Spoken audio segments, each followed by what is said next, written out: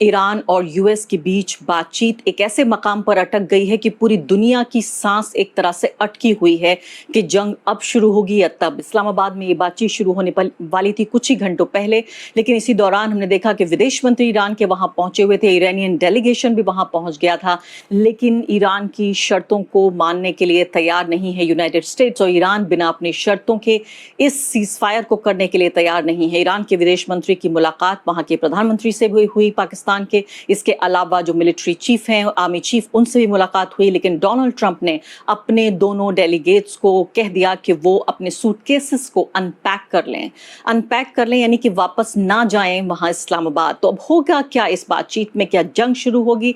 फिर से वही हिंसा, वही वायलेंस देखेगी दुनिया? इसी बीच एक बहुत ही अजीब सी खबर मैं कहूंगी, और एक हिंसक खबर वो आई, वो ये कि डोनाल्ड ट्रंप, जो कि वहां कॉरेस्पॉन्डेंट्स का व्हाइट हाउस में एक डिनर प्रोग्राम होने वाला था, उसी दौरान उनके ऊपर किसी व्यक्ति ने हमला कर दिया। क्या इस हमले का कोई संबंध है ये जो बातचीत चल रही है उससे?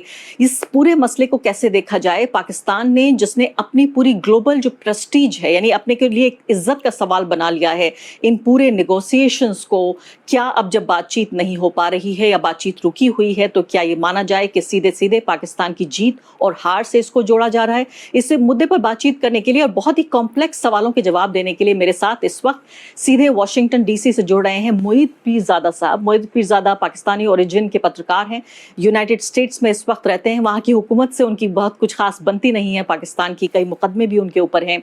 और मैं अपने यहाँ ऑडियंस को ये बताना चाहती हूँ कि जब हामिद मीर साहब और हसन निसार साहब, ये दो पाकिस्तानी कमेंटेटर्स और जर्नलिस्ट का मैंने इंटरव्यू किया, तो मेरे पास से दर्शकों की, ऑडियंस की भारी मांग आई कि मुझे मोहित पीरजादा साहब को बुलाना है अपने प्रोग्राम में। मैंने उनका कॉन्टैक्ट तलाश किया आपके लिए और उन्हें यहाँ दावत दी। बहुत बहुत शुक्रिया मोहित साहब यहाँ आने के लिए, बातचीत करने के लिए। मुझे पता है अमेरिका में इस वक्त आधी रात से भी ज्यादा का वक्त बीत चुका है, फिर भी आप हमसे बात करने के लिए तैयार हुए। शुक्रिया आरफा, बहुत शुक्रिया, और तमाम लोग जिन्होंने रेकमेंड किया उनकी बहुत नवाजिश, उनकी great appreciation for them. Thank you. Mohit साहब, सबसे पहला सवाल तो मेरा आपसे यही है कि जो हमला डोनाल्ड ट्रंप के ऊपर हुआ है, इस हमले को आप किस तरह से देख रहे हैं? अभी कुछ घंटे पहले ये खबर ब्रेक हुई है, सनसनी की तरह पूरे जंगल में आग की तरह फैल गई है। क्या ये जो बातचीत हो रही है अभी, ये जो जंग का पूरा माहौल है पिछले 2 महीने से, इससे कोई संबंध, कोई ताल्लुक है डोनाल्ड ट्रंप के ऊपर इस हमले का? हम डोनाल्ड ट्रंप पे हमले की तरफ पहले आ जाएं, उसके फैक्ट्स तो ये हैं कि अब से तकरीबन 2-2.5 घंटे पहले ये सूरत हाल डेवलप हुई है, और अब तक इसके जो फैक्ट्स हैं कि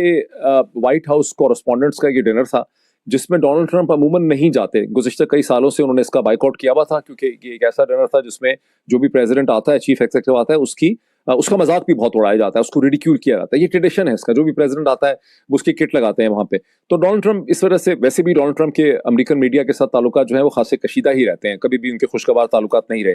लेकिन अचानक ये पता चला कि डोनाल्ड ट्रंप ने ये इन्विटेशन जो है वो एक्सेप्ट कर लिया। उस वक्त भी खासी आईब्रोज रेज हुई थी कि डोनाल्ड ट्रंप यहाँ पे क्यों आ गए। अब ये जो वाकया हुआ है, जब डोनाल्ड ट्रंप सीटेड थे अंदर हॉल के अंदर, हिल्टन के अंदर, उस वक्त जो उसकी लॉबी है वहां पर एक शख्स जिसके पास ऑटोमेटिक वेपन था, उसने एक सीक्रेट सर्विस के एक जवान के ऊपर, ऑफिसर के ऊपर उसने फायर किया। फिर भगदड़ मच गई, फिर लोगों ने उसको पकड़ लिया, वो गिरफ्तार हो गया, उसको कोई गोली नहीं लगी, उसको हिरासत में ले लिया गया है। और अभी तक वो एक कैलिफोर्निया का रेजिडेंट है, वो वाइट है, वो क्रिश्चियन है, उसका नाम मैंने देखा है कोल या समथिंग उसका नाम है। तो कोई ऐसी बात नहीं है कि वो कोई मुसलमान है या मिडिल ईस्टर्न है या कोई ईरानी है, ये बात तो उसमें से रूल आउट हो गई है। अब वो कौन है, उसके मोटिव क्या है, अभी तक सीक्रेट सर्विस और FBI ने ये नहीं कहा कि उसके क्या मोटिव है। अब डोनाल्ड ट्रंप ने उस पर पोजीशन ये ली है कि पहले तो उन्होंने बड़े एक कॉन्फिडेंस का मुजाहरा किया कि सब कुछ ठीक है, मैं चाहता हूं कि ये जो सेमिनार, ये जो भी इस वक्त सेशन है, ये जारी रहे। कि फिर उन्होंने कहा कि सीक्रेट सर्विस कह रही है कि नहीं, मुनासिब है कि इसे कैंसिल कर दिया जाए। उसके बाद उन्होंने एक प्रेस कॉन्फ्रेंस की व्हाइट हाउस से, उसमें एक उनका जुमला बहुत इंटरेस्टिंग था, जब उन्होंने कहा कि शायद जो भी उस शख्स का या उस प्रेसिडेंट का जिसका इम्पैक्ट होता है उस पर हमले जो है वो ज्यादा होते हैं। वहां से अब जाहिर एक चहमगोइयां हो रही हैं कि आखिर ये हमला क्यों हुआ, कैसे हुआ। एक हमला आवर जिसके पास वेपन था, वो होटल की लॉबी में कैसे पहुंच गया, उसकी एक एक्सप्लेनेशन की भी आ रही है सामने कि वो होटल में ठहरा हुआ था। अभी तो ये इन्वेस्टिगेशन होगी, मंडे ऑनवर्ड्स हमें पता चल सकेगा कि वो होटल में क्यों ठहरा हुआ था, वो किस मकसद से आया था, ये वाकई उसका कोई डोनाल्ड ट्रंप पे हमला करने का प्लान था या कोई ऐसी जहनी तौर पे खिसकाब आदमी है, क्योंकि अमेरिका में वेपन्स तो बहुत ज्यादा है लोगों के पास। क्या हुआ लॉबी में, क्या हुआ, हो सकता है लॉबी में कोई ऐसी चीज हो गई हो जिसकी वजह से उस शख्स ने फायरिंग शुरू कर दी हो। तो सिचुएशन बिल्कुल क्लियर नहीं है इस स्टेज के ऊपर कि क्या हुआ। अब मुझे ये बताइए यहाँ पर कि आप एक ऐसे शख्स हैं जो कि अमेरिका से भी देख रहा है इन टॉक्स को, और चूंकि पाकिस्तानी ओरिजिन के हैं आप, तो आप ये भी देख रहे हैं कि पाकिस्तान इसको कैसे देख रहा है। लगातार इस मुद्दे पर आप रिपोर्टिंग कर रहे हैं, ये बातचीत हो क्यों नहीं पा रही है? देखिए आरफा जी, पहले तो ये ग्लोबल इशू है। ये इसमें ठीक है, इस वक्त तीन फरीक हमें नजर आ रहे हैं। जिस जिस तरफ आप रेफर कर रही हैं टॉक्स की तरफ, उसमें एक फरीक अमेरिका के सदर डोनाल्ड ट्रंप है, एक फरीक पाकिस्तान की मिलिट्री एस्टैब्लिशमेंट और हुकूमत है, और तीसरा फरीक जो है वो ईरान की लीडरशिप है। लेकिन ये एक ऐसी टॉक्स है जिसपे पूरी दुनिया की निगाहें हैं। और इसमें अगर सबसे पहले पाकिस्तान के स्ट्रेटेजिक इंटरेस्ट देख लें तो ये बहुत अरसे के बाद ऐसा हुआ है। 9/11 के बाद जब जनरल मुशर्रफ को इतनी अहमियत मिली, पजीराई मिली, फिर कैंप डेविड अकॉर्ड हुए और वो उस वक्त फ्रंट लाइन स्टेट बने, उसके बाद आप ये कह रहे हैं कि कम से कम तकरीबन 20 या 25 बरस के बाद पाकिस्तान को इतनी ज्यादा ग्लोबल अटेंशन पॉजिटिव सेंस में मिल रही है कि पाकिस्तान दुनिया के सामने भी है, कोई पॉजिटिव काम भी कर रहा है। अदरवाइज पाकिस्तान को बड़ा नेगेटिव प्रेस मिलता है और पाकिस्तान की हुकूमतें और लोग जो है वो अपने बारे में बड़ा उनका एक सेल्फ इमेज बड़ा मजरूह होता है उससे। तो पाकिस्तान का बड़ा इंटरेस्ट ये है कि किसी न किसी तरह से ये टॉक्स किसी नतीजे पे पहुंच सकें, इसका कोई हल जो है निकल सके। ये उनकी वैसे भी जिम्मेदारी इसलिए बनती है कि ईरान पाकिस्तान का नेबर भी है। पाकिस्तान के उसके साथ हिस्टोरिक जोग्राफिक रिलेशनशिप के अलावा हिस्टोरिक रिलेशनशिप भी है, कल्चरल रिलेशनशिप भी है। न सिर्फ इसके कि 15% पाकिस्तानी शिया मसलक के हैं, बल्कि सुन्नी पाकिस्तानियों के अंदर भी ईरान से बेहद हमदर्दी पाई जाती है। इस पूरे कॉन्फ्लिक्ट के अंदर पूरा पाकिस्तानी आप कह सकते हैं कि 90% से ज्यादा उनकी जो फीलिंग है, उनके दिल जो है वो ईरान के साथ धड़कते हैं। तो पाकिस्तान की हुकूमत की जिम्मेदारी भी बनती है कि वो इस कॉन्फ्लिक्ट के अंदर अपना एक रोल जो है वो प्ले कर सकें। अब ये जो चीज अभी हुई है आपके सामने गुज़िश्ता चंद घंटों में, आप कह लें गुज़िश्ता 12 घंटों में, यहाँ पर एक कंफ्यूजन है। आपने मुझसे 24 घंटे पहले जब कहा था कि जब हम बात करेंगे उस वक्त तक मुज़ाकरात आगे चल चुके होंगे और उसका कोई ना कोई रिजल्ट आ गया होगा, तो आपको याद होगा कि मैंने आपको टेक्स्ट किया था कि शायद ये कोई बातचीत या मुज़ाकरात की मीटिंग हो नहीं पाएगी। उसकी वजह यह है कि ईरान की साइड तो बिल्कुल क्लियर थी पहले वक्त से ही। उनके फॉरेन ऑफिस मसलसल कह रहा था कि हमारी जो डेलीगेशन होगा उसका अमेरिकन के साथ कोई मुलाकात नहीं है, और हमारा जो ट्रिप है फॉरेन ऑफिस का ये एक ट्राई कंट्री, एक 3 ममालिक का एक ट्रिप है, जिसमें ईरान पाकिस्तान को, ओमान को और उसके बाद रशिया को और मॉस्को को ब्रीफ करना चाहता है अपनी पोजीशन के ऊपर विज़ अमेरिकन टॉक्स। और ये भी उन्होंने कहा कि पाकिस्तान में वो इसलिए आ रहे हैं कि जिस तरह से पाकिस्तान के army chief general Asim Munir Iran तशरीफ ले गए थे और वहां उन्होंने अमेरिकन पॉइंट ऑफ व्यू जो है वो ईरानियों के सामने रखा था, वो प्रेसिडेंट ट्रंप का एक मैसेज लेकर गए थे, एक तरह से प्रपोजल लेकर गए थे। तो उसका फॉर्मल जवाब, चूंकि ईरानी सिस्टम जो है वो सिंगल पर्सन नहीं है, ईरान के सिस्टम में मल्टीपल इंस्टीट्यूशंस हैं, फिर जो मुश्तबा खामेनाई हैं उनको एक बहुत हिफाजत से बहुत दूर छुपा के रखा गया। तो ये पूरी कंसल्टेशन के बाद वो ईरान का एक काउंटर प्रपोजल लेकर आए हैं पाकिस्तान को देने के लिए, ताकि अमेरिकन को कन्वे किया जाए। लेकिन अमेरिकन के साथ उनका फेस टू फेस बातचीत करने का कोई प्लान था ही नहीं। अब ये बड़ी अजीब सी बात है कि पूरी दुनिया के ज़राए अबलाग ने, अमेरिका ने, भारत ने, हिंद, पाकिस्तान, हर जगह एक अंडरस्टैंडिंग ये थी कि शायद यहाँ पर कोई फेस टू फेस मीटिंग होगी, और उसमें डोनाल्ड ट्रंप ने ये कह दिया कि Steve Witkoff and Jared Kushner जो है वो ट्रैवल करेंगे। किसी भी स्टेज पे ईरानियंस ने ये कंफर्म किया ही नहीं था। या तो पाकिस्तानी साइड से डोनाल्ड ट्रंप को ये एक एश्योरेंस दी गई होगी कि अगर आप इनको भेज दें तो हम इनकी मुलाकात करवा देंगे, कोशिश करेंगे, या डोनाल्ड ट्रंप ने समझा, उनकी अपनी टीम ने समझा। बहरहाल कभी भी कोई मुलाकात स्केड्यूल्ड नहीं थी। तो आपने जब शुरू में कहा ना कि ये नहीं हो सकी, होनी ही नहीं थी, अब उसमें डोनाल्ड ट्रंप की बड़ी एक एम्बैरेसिंग सिचुएशन जरूर हो गई है, और उन्होंने उसको कवर किया। आप मुझसे मजीद पूछेंगी तो मैं आपको बताऊंगा कि आप इसके बारे में क्या कह रहे हैं। मैं यही आपसे पूछना चाहती थी, मेरा दूसरा सवाल आपसे यही होने जा रहा था कि ये बताइए पाकिस्तान की ये पूरी जो पोजीशनिंग है, इसको आप किस तरह से देखते हैं? किसके करीब है पाकिस्तान? क्या ईरान का नुमाइंदा बन के यूएस से बात कर रहा है? यूएस का मैसेज जो है ईरान तक डिलीवर कर रहा है? हिंदुस्तान में जो यहाँ थिंकिंग है वो ये कि एक तरह से एक मैसेंजर है यूएस का, क्योंकि यूएस सीधे तौर पर बातचीत नहीं कर पा रहा है ईरान से, तो एक मैसेंजर के तौर पर पाकिस्तान बातचीत करता है, मैसेज डिलीवर करता है। लेकिन इसको प्रोजेक्ट ऐसे किया जाता है कि बहुत बड़ी ताकत बन गया है पाकिस्तान। नहीं देखिए, हिंदुस्तान के अंदर की जो डिबेट है ना पाकिस्तान के हवाले से, वो मैं देख रहा हूँ उसको बहुत इंटरेस्टिंग है, बिकॉज वहां पर एक हार्ट बर्निंग सी है कि पाकिस्तान को कोई बहुत बड़ा रोल ऐसा मिल गया है और हम पीछे जो है रह गए हैं। पाकिस्तान को रोल इसलिए मिला है कि पाकिस्तान ईरान का नेबर है, पाकिस्तान के हिस्टोरिक ज्योग्राफिक कल्चरल रिलेशनशिप है।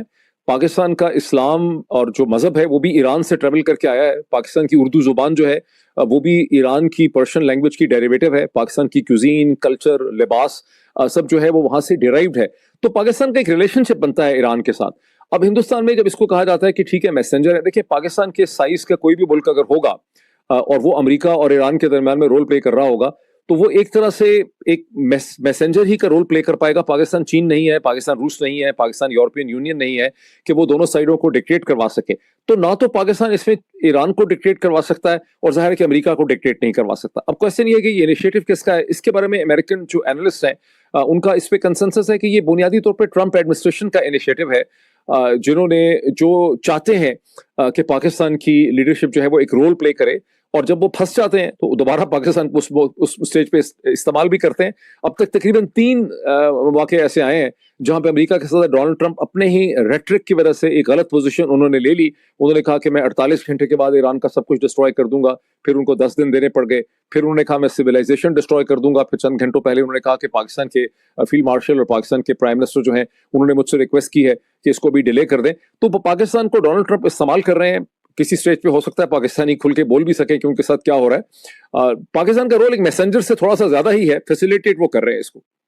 लेकिन मोहित साहब, मुझे ईमानदारी से ये बताइए, मैं जानती हूँ आप कोई वही सो कॉल्ड नेशनलिस्ट जो जर्नलिस्ट होते हैं, हमारे यहाँ इंडिया में भी बहुत सारे ऐसे लोग हैं जो ऑब्जेक्टिविटी से बात नहीं कर पाते हैं और एक तरह से एक प्रो गवर्नमेंट लाइन लेते हैं, और पाकिस्तान में भी जाहिर है बेशुमार इस तरह के लोग हैं। उम्मीद मैं करती हूँ कि मेरे जैसे लोग भी होंगे जो ऑब्जेक्टिवली ये देख पाते हैं कि हमारी हुकूमतें पॉस्चरिंग करती हैं ज़्यादातर, और वो किसी भी मुल्क की हुकूमत होती है, लेकिन जर्नलिस्ट का काम होता है कि ओपिनियन और पॉस्चरिंग से छान कर फैक्ट्स को निकाल लेना। मुझे ये बताइए कि इस वक्त पाकिस्तान जिस तरह से ग्लोबल स्टेज पर अपनी पोजिशनिंग कर रहा है, एक अच्छा, मैं कहूंगी उसका एक कद तो बन रहा है, लेकिन इसके साथ साथ क्या पाकिस्तान ने अपनी प्रेस्टीज से भी इस नेगोशिएशंस को जोड़ लिया है? और ऐसा लगता है कि पूरे नेशन की एनर्जी, आप ये देखिए, मैं देख रही थी कि पिछले 2 हफ्ते से आपकी प्रेस भी इसको जिस तरह से कवर कर रही है, उसमें भी आप देखिए कि फील्ड मार्शल साहब वहाँ ईरान में हैं, इधर जो हैं शहबाज शरीफ साहब जो हैं वो गल्फ एरिया के, और दूसरे कतर में, सऊदी अरब में यहाँ ट्रैवल कर रहे हैं, विजिट कर रहे हैं। पूरी नेशनल एनर्जी और जो लीडरशिप है वो इन नेगोशिएशंस को कराने में लगी हुई है। आपका क्या स्टेक है इसमें? देखिए, मैं तो इसको चूंकि बाहर से देख रहा हूं, मैं तो एक डिसिडेंट जर्नलिस्ट हूं जिसको कि पाकिस्तान की हुकूमत ने दर्जनों किस्म के केसेस दर्ज किए हुए हैं, दहशतगर्द तो पता नहीं क्या कुछ जो है उन्होंने डिक्लेयर किया है, पासपोर्ट मेरा उन्होंने कैंसिल कर दिया है। तो जरा मेरा वो इंटरेस्ट तो नहीं है जो कि पाकिस्तान की हुकूमत से जो अलाइंड जर्नलिस्ट हैं या स्टेट मीडिया है, मेरा वो इंटरेस्ट नहीं है। पाकिस्तान को एक अपॉर्चुनिटी मिली है जिससे कि पाकिस्तान के कद में इजाफा हो रहा है। जब भी कोई मुल्क लेवरेज करता है, पाकिस्तान ने अफगानिस्तान से अमेरिकन अफवाज के इनखला में भी रोल प्ले किया, वहां पर भी उनका एक लेवरेज पॉइंट था। कतर जो है दोहा, वो हर किस्म की नेगोशिएशन करता है, उसने भी रोल प्ले किया अमेरिकन अफवाज के इनखला में। उन्होंने बाद में हमास और इजराइल के दरमियान में सुलह करवाने की भी कोशिश की, वो भी वेनेजुएला में भी सुलह करवाने की कोशिश कर रहे थे। जब भी कोई मुल्क जो है किसी जगह मेडिएशन करता है तो उसको एक विजिबिलिटी मिलती है। अल जजीरा को आप देख लें कि अल जजीरा जो है उसकी प्रेजेंस की वजह से ही जो छोटा सा दोहा या कतर है उसको दुनिया में इतनी उसकी ग्लोबल पजीराई होती है। तो पाकिस्तान को एक अपॉर्चुनिटी मिली है। उस अपॉर्चुनिटी से पाकिस्तान, अब जो चीज आप कह रही हैं कि पाकिस्तान में उसको बहुत ज्यादा चर्चा किया जा रहा है, वो एक अनफॉर्चुनेट चीज है कि वो बहुत ज्यादा उसको इमेच्योर तरीके से हैंडल कर रहे हैं।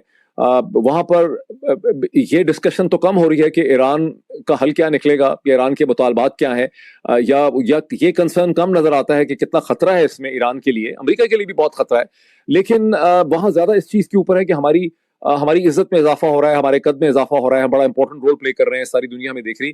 ये किसी हद तक मैं समझता हूँ बहुत इमेच्योर है जो पाकिस्तान का मीडिया कर रहा है और जो हुकूमत कर रही है। और इसके अलावा ये बात भी कही जा रही है कि जो इंटरनल डिसएग्रीमेंट्स हैं, जो अंदरूनी जो इख्तलाफात हैं लोगों के बीच है, इसके अलावा आप पॉलिटिकली भी देखिए, इमरान खान को कितने दिनों से जेल में सड़ा रखा है बिल्कुल, और ये तमाम चीज़ों को दबाने के लिए भी एक ऐसी नेशनलिस्टिक पोजीशन ली जा रही है कि अब हम पे सवाल मत उठाइए क्योंकि देखिए ग्लोबल स्टेज पे पाकिस्तान हैज़ अराइव्ड। आप इसको इसी तरह से देखते हैं या आपको लगता है कि नहीं, जो क्रिटिक्स वो थोड़ी देर के लिए आराम कर सकते हैं? नहीं, ये एक बड़ा अनफॉर्चुनेट इसका एस्पेक्ट है कि पाकिस्तान की जो अंदरूनी पॉलिटिक्स है, वहां पे जो ऑपोजिशन है, उसको दबाने के लिए, उसकी बात को साइड पे करने के लिए पाकिस्तान का जो मिलिट्री लेड रजीम है उसकी कैपेसिटी में या उसकी लेवरेज, उसकी स्पेस में और ज्यादा इजाफा हो गया है। सो पाकिस्तान की डेमोक्रेसी के पॉइंट ऑफ व्यू से ये एक बड़ा नेगेटिव मोमेंट है पाकिस्तान की तारीख में।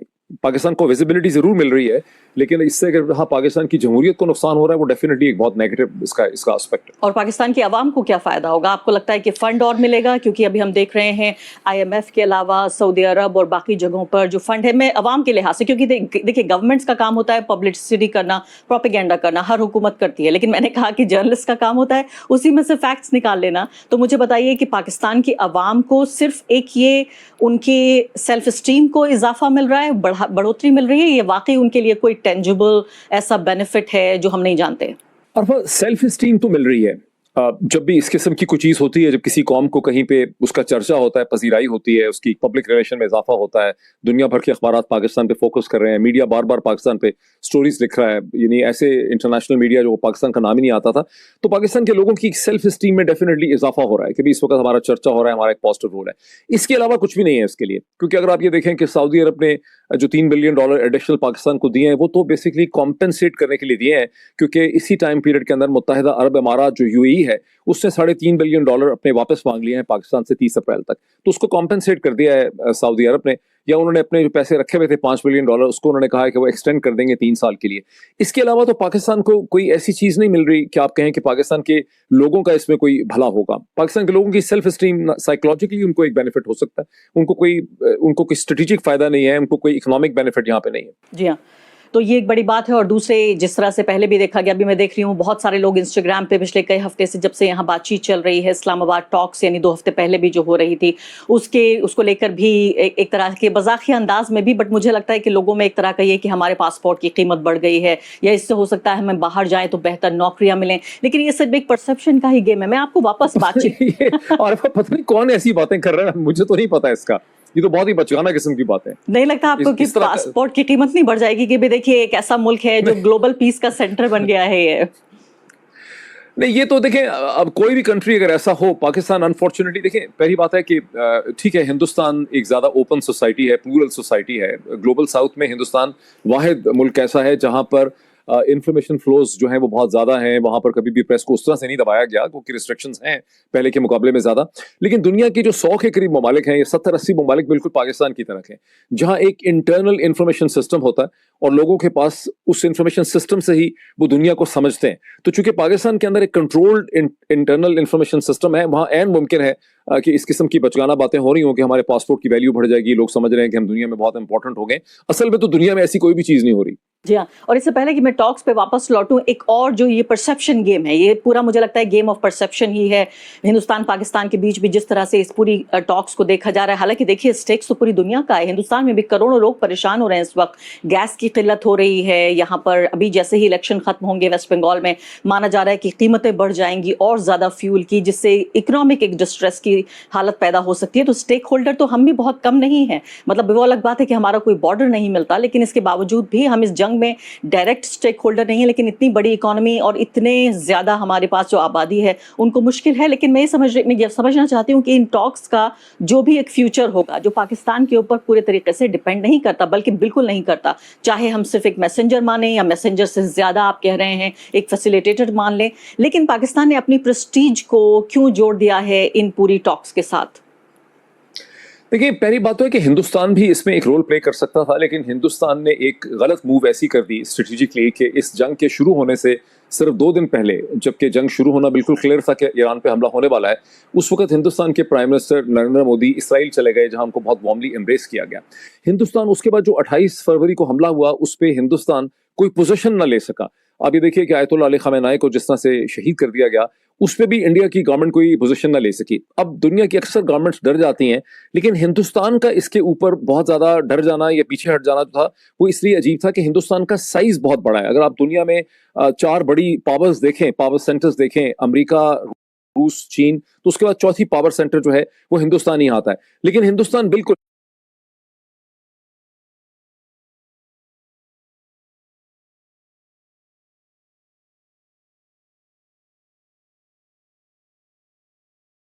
जबकि चीन ने और रूस ने बहुत खुल के इसकी मजम्मत की, बड़ी स्ट्रांग उन्होंने पोजीशन ली कि जो कुछ हुआ है वो गलत हुआ है।